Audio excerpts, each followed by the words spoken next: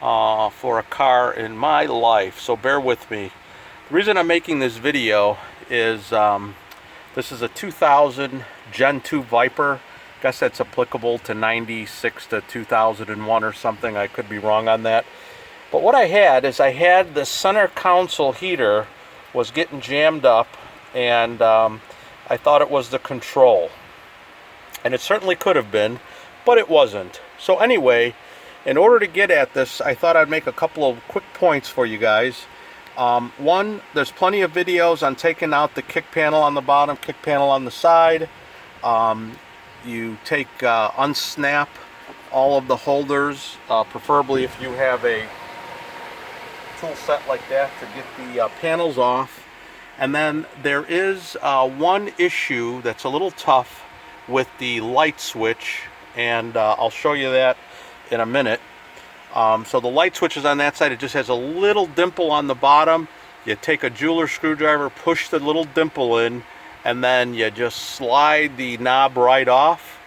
And then for your mirror control, you need one of those little really thin long nose pliers so you don't damage it, or a ring puller to kind of loosen that. But anyway, here is the module, which it turns out I did not need.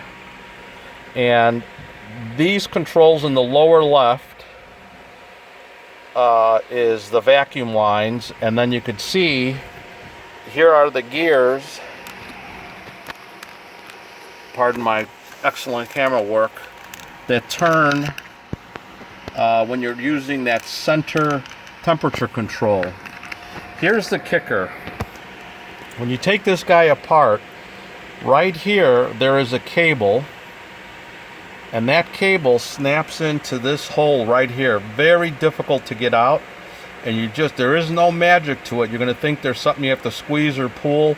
You just have to gently nudge it out between these ears, and that cable will come off. And everything behind there is very short. But here's the kicker, gentlemen and ladies, if you're so doing it. When you do this and you get the control out and you have to put it back in, the manual shows this controller. This is the evaporator, or the whatever controls the moisture into the system. So when you turn this goes clockwise and counterclockwise, and there's a little symbol on here that actually says shut. So this is shut all the way to the left, and then when you put your cable on, this little guy on that part that I showed you, you want the air conditioner basically on, and then you connect your little tab. So at the end of the day, you want that to the left, and you want your air conditioner on cool, and that means that you got it in alignment. Now keep in mind, when you're testing it, you can still start the car in this condition, but if you don't have vacuum, you can't really test it because none of this will work. So your vents will not switch.